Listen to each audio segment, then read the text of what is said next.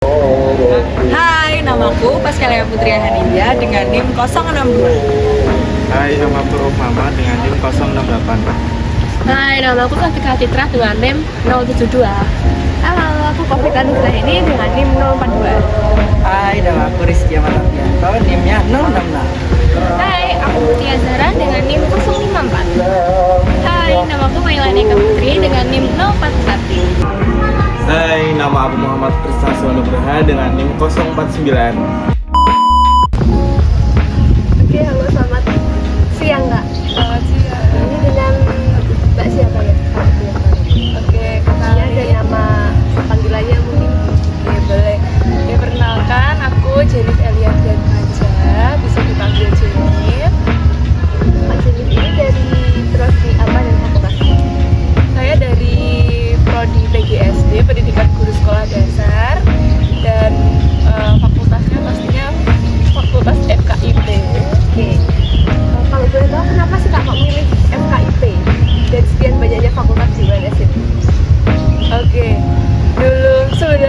dulu itu aku berminat di bidang kesenian gitu, seni. Tapi karena orang tua tidak mendukung, tidak mensupport, terus aku cari-cari kayak apa namanya passionnya di dunia anak-anak, karena aku kan Kristen, jadi ikut pelayanan di sekolah minggu juga. Nah, dari situ mulai kayak timbul gimana sih mendalami dunia anak-anak ini. Jadi kan kakak menyampaikan kalau agama yang dianut itu Kristen ya. Ya, Seperti yang kita tahu kalau di UNS ini kan masih termasuk minoritas juga ya Kristen itu. betul. Aku mau tanya beberapa hal nih Kak soal kepercayaan. Jadi mungkin kakak bisa cerita sedikit soal sebelum masuk ke UNS ini ya, latar belakang agama kakak itu gimana? Maksudnya di lingkungan tempat tinggalnya sama lingkungan keluarganya sendiri itu apakah praktik kerohaniannya itu sangat kental atau bagaimana? Oke, dari latar belakang pastinya keluarga puji Tuhan Kristen semua, papa, mama, kakak itu Kristen. Di keluarga mama itu kami masuk dalam golongan minoritas karena keluarga besarnya mama itu sebagian besar itu Muslim gitu. Jadi kalau Idul Fitri atau apa namanya Idul Fitri, Idul Adha itu juga juga kumpul istilahnya gitu. Kita ikut nimbrung lah istilahnya, ikut merayakan. Tapi kalau di keluarga besarnya papa itu kita sama karena emang dominannya Kristen semua gitu. Terus untuk pendidikan itu dari kecil aku disekolahin di sekolah swasta Katolik. Kenapa orang tua pilih sekolah swasta Katolik? Karena emang di swasta Katolik itu satu emang dididik untuk disiplin dan religiusitas. Nah itu lebih kental gitu loh. Jadi lebih ke disiplinannya sih. Kalau kenapa ke orang tua nyekolahin di swasta Katolik, kenapa nggak dari swasta Kristen?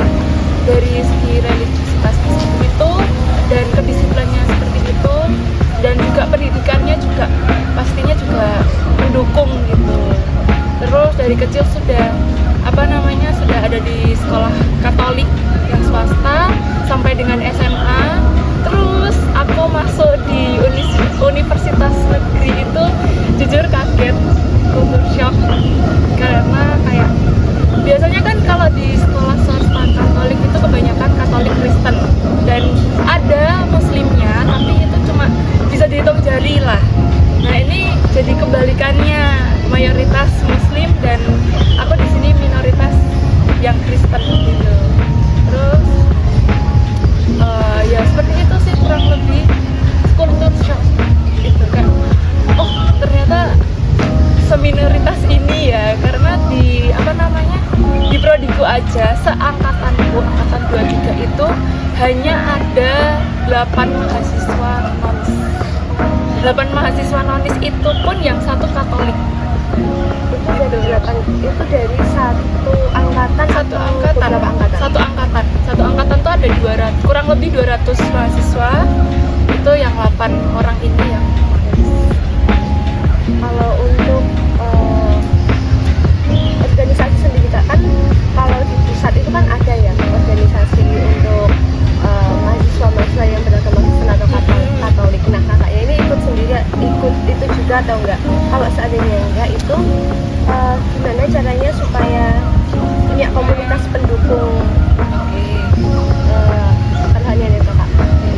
Jadi kalau untuk komunitas Kristen di sini kan juga ada. Itu dari awal itu aku tidak ikut karena di gereja tuh aku udah ikut. Jadi ada komunitas sendiri di gereja. Jadi kalau untuk membangun kerohanianku itu aku lebih fokus mending di gereja gitu, karena di gereja itu udah ada komunitas rohani sendiri. Isinya juga anak-anak muda, ada pembimbingnya juga, dan aku juga ikut pelayanan. Jadi lebih istilahnya lebih ngabdi di gereja ketimbang harus di kampus gitu.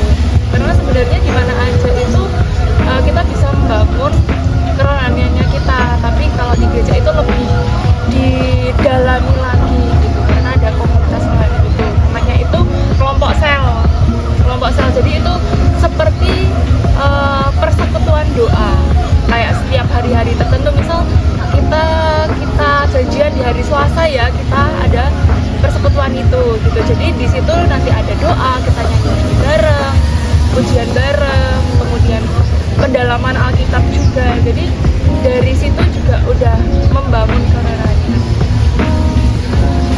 Jadi kalau untuk yang relasi terhadap di kampus sendiri itu memang nggak ikut gitu, karena udah kalau di gereja emang udah aku juga ada megang satu divisi. Jadi kalaupun harus ngabdi di kampus aku kewalahan sendiri. Jadi takutnya itu antara acara gereja dan acara komunitas rohani di kampus takutnya bentrok. Jadi aku milih salah satu untuk aku fokus. Tapi dengan nggak ikut komunitas rohani di kampus itu jadi kendala sendiri gitu nggak kita untuk kegiatan bersentuhan sosial? Enggak, puji Tuhan enggak. Puji Tuhan aku di kelas itu juga diterima dengan baik sama teman-temanku yang mayoritas muslim, sama-sama saling menghargai. Misal kalau mereka kepo suatu dengan agamaku juga berusaha aku jawab, dan kalaupun aku kepo dengan background keagamaan mereka tuh juga itu kayak menjawab kekepoanku gitu. Jadi overall dari perbedaan kepercayaan ini nggak ada kayak kendala atau bentrok sama yang lain? Enggak. Ya mungkin kayak misal kayak gabut gitu ya, kadang tuh adalah nyinggung kayak debat-debat kecil gitu, kadang tuh kayak gitu. Misal debat tentang kayak ada itu dulu itu kayak soal boikot kok kamu tuh kok digencar kayak banget gitu loh kok di agamaku, itu sampai tak bawa ke komunitas rohani karena aku emang nggak tahu jawabannya yang pasti itu apa gitu, nggak ada jalan keluar, malah kita tuh kayak saling debat. Nah tak bawalah ke komunitas rohani di komselku itu, sampai aku tanya ke pembimbingku, kak kok ini gini ya, itu jawabnya gimana pena itu. Terus ya udah dari situ aku nemu jawaban. Terus kalau misal ada soal menyinggung soal itu lagi, aku bisa ada jawaban, dan pastinya juga nggak nyakiti hati mereka, dan aku pun nggak kalah omongan gitu. Jadi malah justru bisa tukar perspektif. Iya ya? betul, tukar perspektif. Keren. Kalau dari aku mungkin begitu dulu Kak. Makasih banyak. Oke, di sini aku mau nanya gimana akhirnya tuh kamu nemuin teman atau bergabung sama geng gitu kan? Kamu kan di kampus ini atau di prodi kamu kan minoritas gitu, dan gimana awalnya tuh kamu bisa temenan sama mereka gitu, bisa nyambung obrolannya? Oke. Jadi sebelumnya aku itu termasuk senang ngomong, extrovert, tapi kadang bisa introvert juga gitu. Terus jadi gimana ngebaur sama mereka, mesti punya first impression tersendiri ke aku. tapi first impressionnya tuh bukan ke arah agama, tapi soal apa namanya kayak looks awalnya, karena mereka apa namanya lihat aku tuh sebagai orang yang galak, tengil, terus kayak mesti diajak ngomong gitu marah-marah lah apa gitu.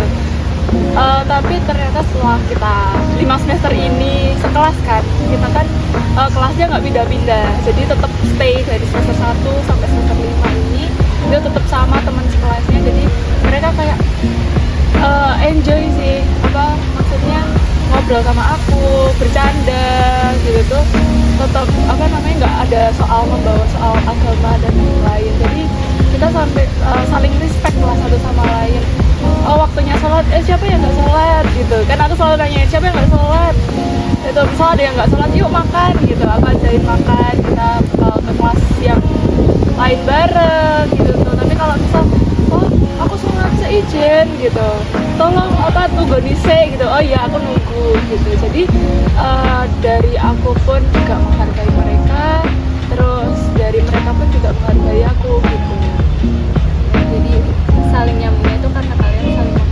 Iya, saling menghargai dan juga obrolannya nyambung. Kayak aku misal ngejokes apa gitu, mereka juga nyambung. Terus mereka ngejokes apa, tak sambungin gitu loh. Jadi ini apa namanya komunikasinya itu puji Tuhan selama ini tuh lancar, aman, nggak ada miskom atau misal kamu kan Kristen jadi ini nggak usah gitu. Orang apa namanya di kelas itu tuh aku berdua sama temanku yang nonis, jadi sekelas ada 2 orang yang nonis, aku sama temanku, dan kita sama-sama membaur dalam circle pertemanan yang ada apa muslimnya gitu.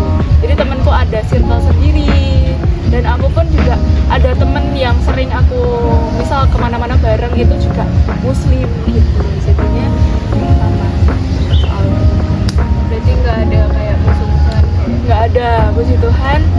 Di PGSD itu saling apa namanya saling komunikasinya baik, nggak ada apa kayak diskriminasi sampai kayak jadi kan Kristen pasti nggak mau disuruh gini. Tapi puji Tuhan mereka apa namanya mau untuk bersinggungan dengan aku gitu, nggak melihat latar belakangnya, nggak melihat agamanya, cuma mereka kayak Jenif bisa diajak kerja sama, Jenif bisa apa namanya bisa kok diajak komunikasi yang baik gitu. Karena ada beberapa momen tuh aku malah bantu mereka kayak Jen, aku butuh talent untuk lomba film yang tentang keberagaman agama. Nah itu juga aku ikut andil. saling membantu mereka. Ya, Makasih ya. ya. Udah. Oke Kak, semangat lagi. Oke. Kali ini aku mau tanya soal ini. Tadi kan kakaknya menyampaikan kalau punya kesibukan di gereja, ikut komsel ya namanya. Nah, itu gimana caranya supaya bagi kesibukan di gereja? Pasti kan kegiatannya banyak ya, apalagi kalau menjelang hari besar. Gimana caranya untuk membagi waktu supaya kegiatan yang di gereja itu tidak mengganggu kegiatan akademiknya? Kalau strategi bagi waktu jujur sampai sekarang tuh aku masih bingung, karena harusnya kan dari gereja sama apa namanya sekolah itu harusnya lebih diutamakan sekolah dulu. Karena kalau di agama aku tuh ada yang harus diutamakan, yang pertama Tuhan, keluarga, pekerjaan atau studi, baru pelayanan. Nah di tahun ini itu jujur aku bingung, jujur masih dalam proses juga untuk bisa ngatur waktu yang baik antara pelayanan dan juga kuliah. Walaupun pelayanan di hari Minggu, kuliah itu Senin sampai Kamis, tapi kalau nggak dikerjain sebelum hari Minggu tuh tiba-tiba kayak hari Minggu lagi gitu loh. Jadi kayak waktu tuh cepet.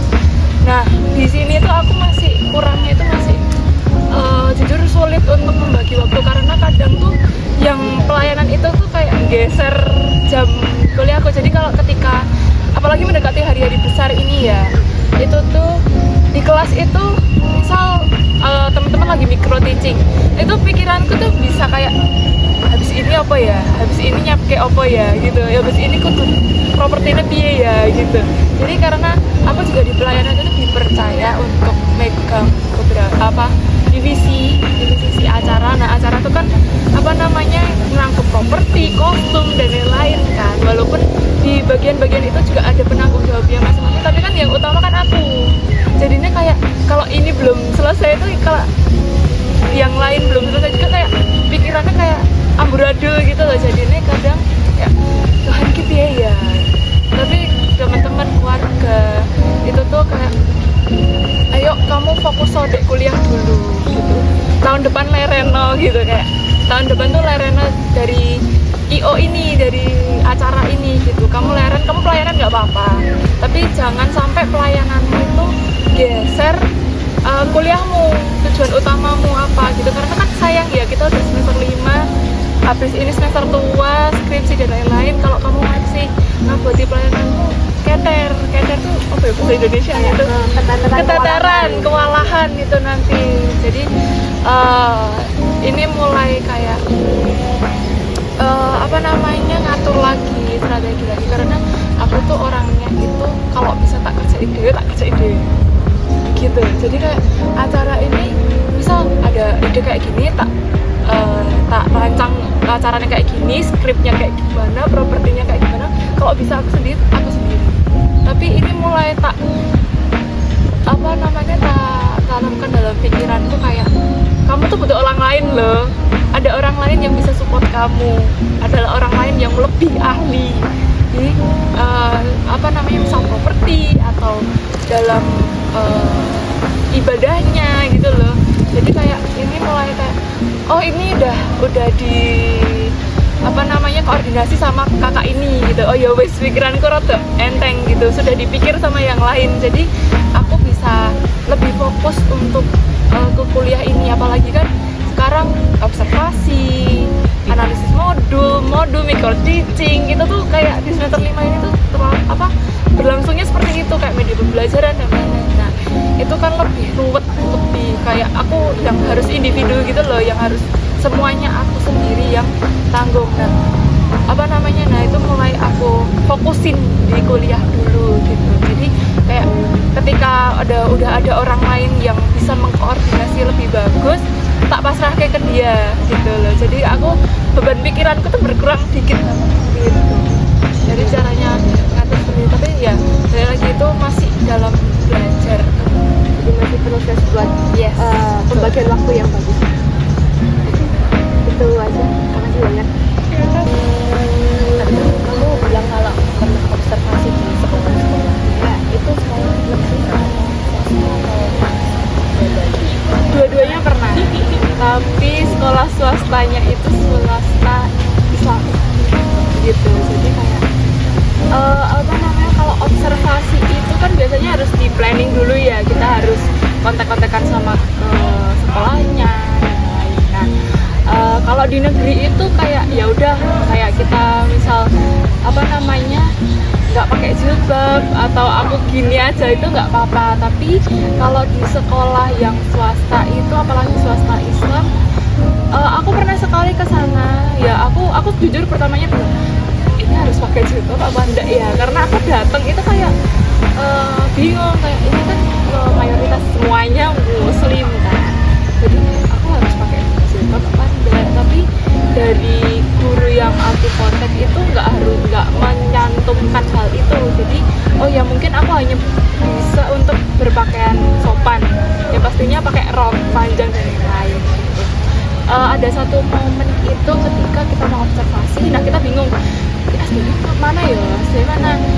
Teman-temanku itu orang tuanya itu kebanyakan tuh ada yang guru gitu, pokoknya ada yang bersinggungan dengan sekolah.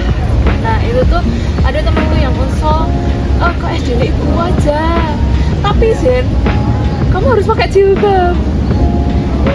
Aku gitu, aku nggak mau gitu. Alasan aku nggak mau ya karena ya bukan bukan keseharianku untuk nggak terbiasa akan hal itu.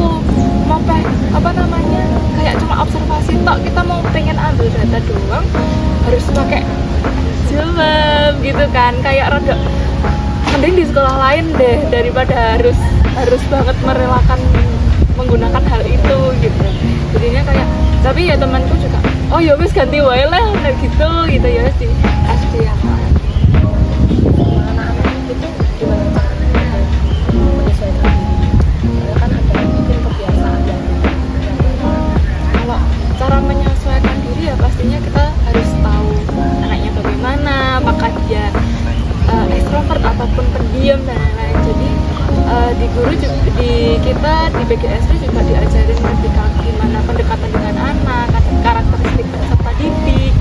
Jadi harus tahu gimana nanggepin peserta didik yang malu-malu, yang ekstrovert. Kalau emang ekstrovertnya dalam artian enggak yang sampai ke kosakata kotor atau gimana gitu, aku masih bisa membaur dengan mereka gitu. Kalau misal udah kayak over, misalnya udah kayak keluarlah kata-kata kotor itu, langsung kayak gak boleh kayak gitu. Karena kayak zaman sekarang tuh kan sosial media dan lain-lain itu kan sangat amat bahaya ya, kayak kalau nggak difilter dengan baik. Jadi kadang tuh anak-anak tuh keceplosan kayak gitu. Misal ada peserta didik yang ini apa namanya ngomong kotor loh bu, coba ngomong gitu kan, harus langsung di to the point kayak gitu. Nggak bisa kayak ayo nggak boleh ya kayak gitu tuh. Kadang tuh anak malah nyepelek nih kalau misalkan ayo nggak boleh gitu. Kalau udah kita ngeketusin gitu dulu, pasti peserta didik oh iya nggak boleh, harusnya ngomongnya yang tidak gitu. Jadi kalau soal misal mereka tahu aku Kristen itu juga mereka fan-fan aja. Kadang ditanyain enggak apa namanya, kadang kalau malu tanya langsung sama aku, tanya ke temanku, mbak ini namanya apa gitu. Terus aku denger kan, langsung tanya aku Kristen. Oh alah, aku kira Islam. Oh Islam kok nggak pakai jilbab gitu. Kan nggak semua yang apa namanya, nggak semua orang itu kan beragamanya Muslim kayak gituin. Nggak semua orang di Solo ataupun dimanapun lingkungan itu apa namanya beragamanya Muslim. Pasti ada agama yang lain. Maksudnya kamu diajarin toh di PKN kalau ada agama-agama di Indonesia gitu. Oh iya tak kirain apa namanya apa Muslim tapi nggak pakai jilbab gitu. Itu sempet pernah.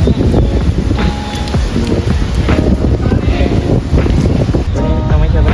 Jenny. Aku Rauf. Untuk langsung pertanyaan aja. Kamu kan sebagai mahasiswa UNS, juga sebagai orang yang beragama Kristen, itu kamu menyesuaikan waktu kamu beribadah dengan rutinitas perkuliahan yang selama ini kamu jalani itu gimana? Kalau rutinitas beribadah itu pastinya setiap hari ya, pasti setiap hari beribadah. Doa itu kan juga salah satu ibadah gitu loh. Cara kita apa namanya komunikasi dengan Tuhan itu salah satunya dengan berdoa. Nah itu pastinya setiap hari itu berdoa. Terus tapi kalau disesuaikan di lingkungan kuliah itu bisa teman-teman juga pada support. Kalau di Katolik itu kan ada doa malaikat Tuhan, kayak jam 12 atau waktu-waktu tertentu tuh ada doa malaikat Tuhan. Tapi kalau di Kristen itu kan tidak ada doa-doa pokok seperti itu. Hanya kayak apa namanya, ketika mau berdoa ya doa gitu. Dan teman-teman puji Tuhan itu di kelas, di kampus itu juga mendukung hal itu. Ketika ada momen aku mau maju micro teaching, aku bilang ke teman-teman, aku tak berdoa gitu. Aku langsung kayak iya Jen berdoa, oh nggak apa-apa gitu, berdoa gitu. Terus ya udah aku berdoa, habis berdoa dan ya udah itu apa namanya mereka juga support akan hal itu. Kalau misalkan ibadah ketika harus ke tempat khususnya, misalkan ibadah lain kan ada tempat khususnya.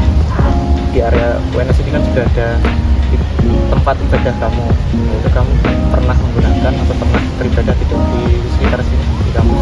Kalau di kampus sih belum pernah ya. Dan di kampus Pleco juga tidak ada ruangan khusus untuk kita umat apa namanya umat nonis untuk berdoa dimana mayoritasnya kampusnya kampus Kleton. Nah di kampus Kleton juga nggak ada ruangan khusus untuk kita berdoa dan lain-lain, adanya cuma masjid. Ya kita ambil waktu sendiri untuk berdoa gitu. Jadi nggak terbatas ruang dan waktu gitu loh untuk kita dapat berdoa. Tapi kalau untuk tempat-tempat khusus untuk berdoa ya biasanya aku langsung lari ke gereja gitu. Karena di gereja itu ada yang namanya Pondok Daud. Pondok Daud itu isinya kayak memuji Tuhan, kita doa bareng. Itu tuh dilakukan selama 24 jam di gerejaku, dan gerejaku tuh ada di tengah kota. Jadi ini kalau misal aku ada satu permasalahan atau pergumulan yang aku udah kayak nggak bisa fisik untuk nyelesain, pasti aku larinya ke Tuhan. Nah aku langsung lari ke gereja itu karena emang searah sama rumah kan. Jadinya aku langsung kayak berhenti ke gereja dulu untuk aku bisa nenangin diri dulu, atau istilahnya berkomunikasi dengan Tuhan dulu, kayak say hi ke Tuhan, itu bisa ke gereja langsung. Cukup ya, terima kasih. Selanjutnya aku mau tanya nih, kayak sumber pengetahuan yang kamu dapetin sama dari kamu kecil sampai sekarang itu selain Alkitab ada apa aja sih? Oke, kalau sumber pengetahuan selain dari Alkitab pastinya dari gereja gitu. Dari gereja itu kan aku dari kecil ikut sekolah minggu, jadi di situ juga kita belajar bersama-sama tentang Alkitab, tokoh-tokohnya, ajaran-ajarannya, nilai-nilainya begitu. Jadi dari situ bisa aku jadiin sumber belajar untuk kerohaniannya. Terus kalau dari sisi keluarga itu kita biasanya misal sharing-sharing satu sama lain, ada pergumulan satu sama lain, dan saling mendoakan satu sama lain gitu. Terus ya itu sih kalau sumber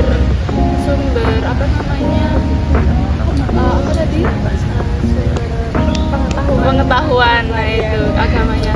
Apalagi kalau ikut komunitas rohani.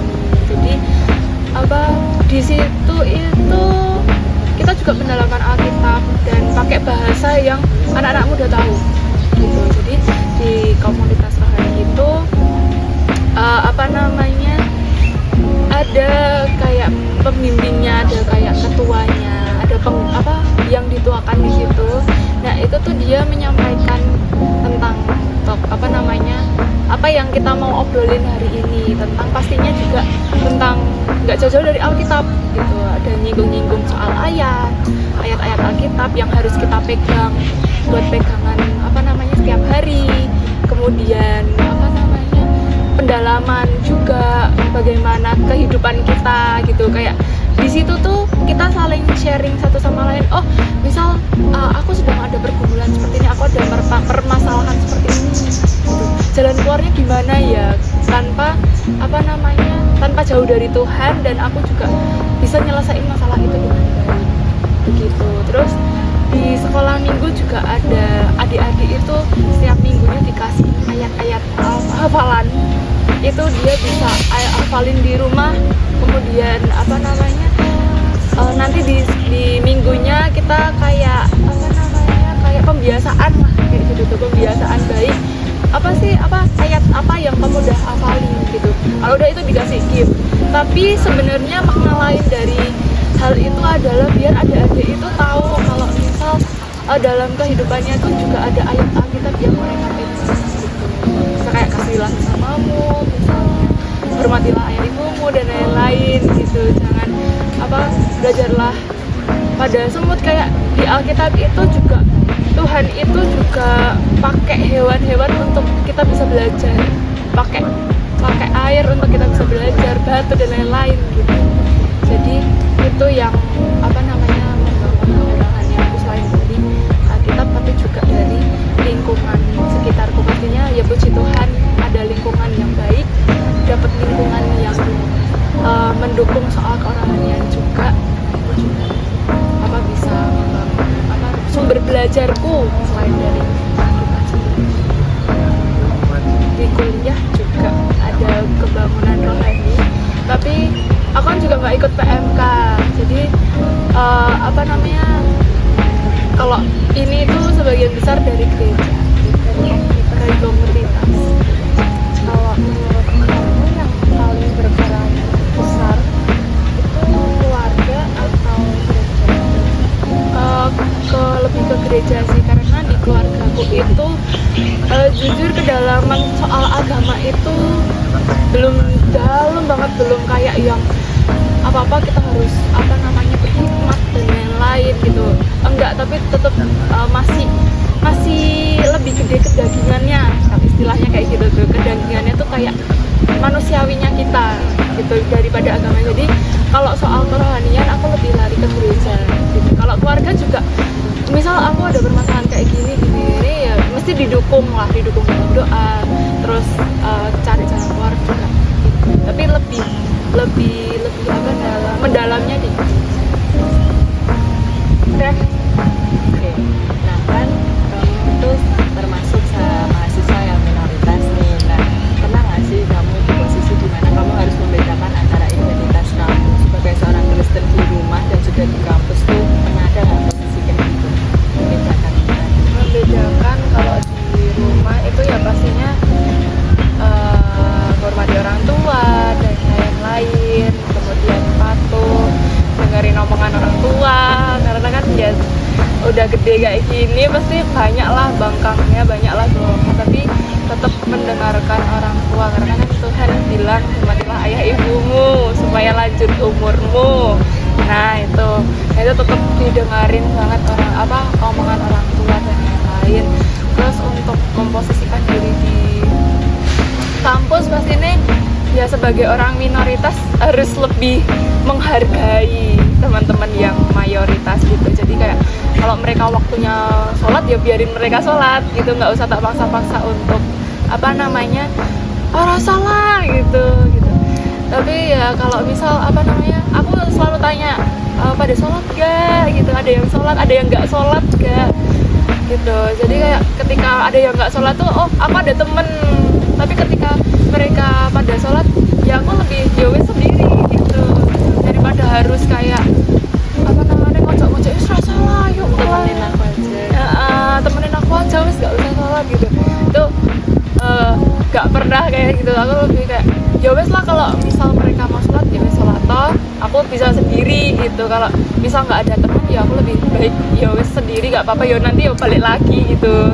Jadi ya begitu sih memposisikan diri. Apalagi temanku itu ada yang puasa Senin Kamis Oh ya, gitu, kayak jadi kayak kalau misalkan mau ngajak gitu, namanya kan Aca, lagi puasa enggak gitu kan, dia lagi puasa, ini kan hari Senin, oh iya ding Senin gitu, mesti puasa dia apa namanya puasa Senin Kamis. Aku tahu kenapa ada puasa Senin Kamis, karena utiku itu selalu puasa Senin Kamis gitu. Jadi sampai sekarang udah tua pun masih puasa Senin Kamis, dan ya itu dari ketahuanku itu ternyata temanku juga ada loh yang puasa Senin Kamis gitu. Jadi ya aku menghargai hal itu gitu. Misal kalau dia lagi puasa jalanin puasa sunahnya itu, terus kita lagi makan, dia cuma kayak, kamu nggak makan? Enggak, ini hari apa Jen? Gitu. Apa tuh? Oh iya hari Kamis gitu. Maaf ya Ca, kita makan gitu. Terus iya nggak apa-apa, aku ngeliatin kalian makan aja nggak apa-apa. tapi kalau misalkan nih waktu misalkan puasa saya kalau bersama teman-teman makan boleh bebas nih makan seberapa aja, karena lingkungan juga bapak ibu saudara kan Katolik. Sedangkan kalau di kampus kan kayak kadang kita sendiri waktu dulu SMA kan kita makan bebas ya, Iya, SMP betul. juga bebas. Waktu di kuliah nih kamu ada perasaan kayak agak pekewo nggak sih waktu ada bulan puasa itu tadi? Ya pastinya pekeo iya, tapi mereka juga ya wes Jen mau ngano gitu, ya wes gitu. Terus ada misal siapa yang lagi nggak puasa tuh gitu kan, yuk makan yuk gitu. Terus yaudah yang nggak puasa itu ya bareng-bareng makan. Terus di bulan puasa itu kebiasaan kita adalah bukber bareng. Oh, itu ada dari semester 1? Yes, dari semester 1 tuh ada bukber bareng. Nah, di kelasku tuh kan ada 2 orang yang nonis, aku sama temanku. Itu kita jadi panitia bukber. Kita yang nentuin tempat, kita yang nentuin waktunya. Itu kita berdua gitu. Jadi kayak yuk kita bukber kapan nih gitu. Terus mereka gitu, ayo bukber gitu. Terus ya udah mereka pada antusias untuk bukber itu dan kita malah yang jadi panitianya. Tapi kalau misal dibalik, yuk kita Christmas dinner lah gitu. Jen kayaknya aku pulang kampung deh. Jen ya, jadi kayak ya udahlah gitu. Aku Christmas dinner sendiri gitu.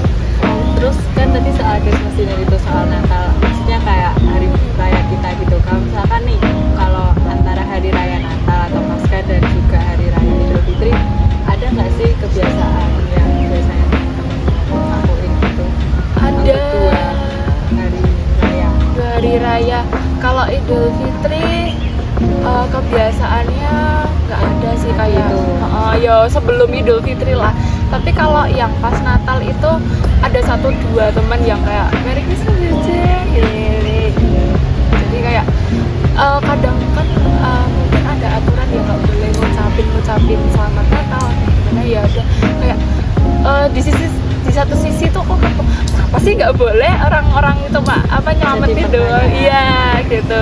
Terus di satu sisi ya mungkin ajaran agama mereka yang kadang merasanya kayak ya udah yang penting kamu baik sama aku, kalau masalah ini ya kita Betul. bisa mentoleransi. yes gitu. Kalau masalah mayoritas ya wes kita yang toleransi, tapi kalau soal minoritas tuh kadang mereka masih kayak enggak deh gitu. Takutnya karena kita kalau mempertanyakan takutnya juga ya gimana kan Ya itu makanya aku sering istilahnya debat dikit dalam Padahal juga pernah mempertanyakan itu. pernah. Kenapa sih kok nggak boleh ngucapin selamat Natal?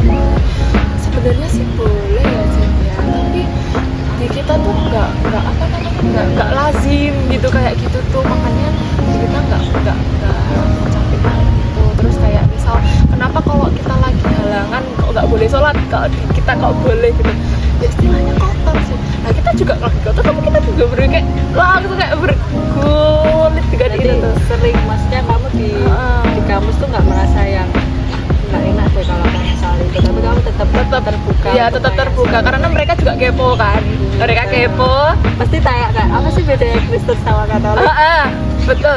Ajan bedanya Kristen sama Katolik apa? Lebih cara ke ibadahnya tapi tujuannya sama atau gitu.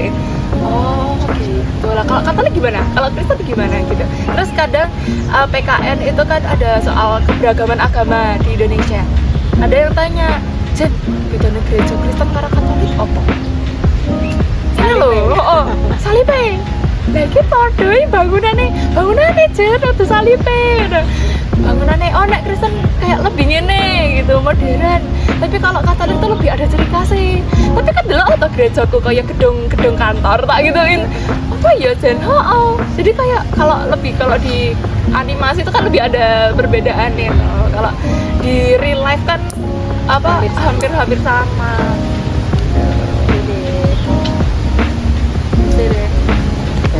Aku tuh mau nanya nih, kan kamu kalau di kuliah itu kan ada yang kayak bully dikit, bukan bully sih, kayak jokes-jokes gitu. Nah itu cara menyikapi kamu tuh gimana? Kalau cara menyikapi aku ya dibawa jokes aja gitu. Jadi aku bisa bilang kayak Assalamualaikum gitu, mereka juga jawabnya Waalaikumsalam. Terus mereka nyanyi lagu mereka tapi aku tahu gitu, Jen hayo gitu, yuk bisa yuk gitu, kayak yuk tak balas kamu, tak kebyur lo, tak baptis lo kengko gitu. Kalau nyikapinya lebih ke dibawa enjoy aja, karena kita berteman juga tujuannya itu di sini juga belajar, sama-sama belajar. Kalau kayak gitu tuh kayak lebih ke buat mempermanis aja lah, kayak misal kayak sayur nggak pakai garam kan hambar kan. Nah kalau nggak ada kayak gitu tuh menurutku kayak komunikasi sama temen tuh kayak lebih kurang, kayak ada jaraknya gitu, karena ya beda agama tapi ya itu balik lagi puji Tuhan teman-temanku juga kalau ngejok sama aku juga lebih dibawa jokes, bukan yang tiba-tiba tenanan gitu, enggak. Terus kalau yang paling membekas nih, jokes apa nih yang kayak kok kayak gini gitu, kayak merasa ganjel dikit lah gitu? Kalau jokes yang ganjel dikit enggak, tapi lebih ke kayak Sikap? sikap yang kayak boikot. Oh. Itu tuh sampai sekarang tuh masih kayak temenku tuh kayak ayo tojen boikot. Kenapa gitu loh, kan kayak ya wes gitu loh, kayak misal kayak demi kemanusiaan ya kita kan bisa lewat berdoa dan lain-lain gitu loh. Ya, apa namanya, kita juga sama-sama saling apa istilahnya ya, kayak saling apa namanya ya takut lah perang kayak gitu, kayak misal kayak saling support doa dan lain-lain gitu kan juga bisa. Tapi kalau dia tuh sampai bener-bener kamu kan ya harus kamu ikut boykot dan lain-lain gitu tuh ya. Itu fungsinya apa, tak gituin aku langsung tuh depan, itu fungsinya apa gitu, ada impact gak di aku gitu. Kalau aku di aku nggak ada impact apapun ya itu urusanmu gitu. Kalau kamu mau boykot ya silakan, tapi kalau aku enggak ya itu pilihanku gitu kan. Karena sampai aku tunjukin lah, terus kalau kayak gini ada itu ibu-ibu yang naik yang rebutan naik. Nah kalau terus kayak gini, tanggapanmu kayak gimana? Ya kan itu cuma tertentu. Kayak dianya juga kalah sendiri gitu, karena kayak ya emang yang melakukan ya agamanya mereka, jadi ya wes lah gitu. Terus sampai ya itu tadi aku sampai bawa ke komunitas Waniku, ini beta kak jawabnya biar dia tuh diem gitu loh, biar gak ngebahas itu lagi gitu. Ya wes ya dikasih contoh aja lah Jen lah, itu yang kerja di apa namanya festival kayak gitu kan yo, mayoritas dari mereka toh gitu. Jadi ya wes kayak kalau itu pilihan mereka ya wes gitu loh. Kalau pilihanmu enggak ya udah gak apa-apa gitu, karena nggak ada suatu hukum yang harus untuk kamu gitu. Yang itu sih yang membekas. Kalau jokes dan lain-lain itu lebih kayak fun aja, aja. Berarti ya untuk jokes gitu mah kayak biar mengakapkan nih Iya. circle gitu ya. Ya itu aja dari aku. Iya.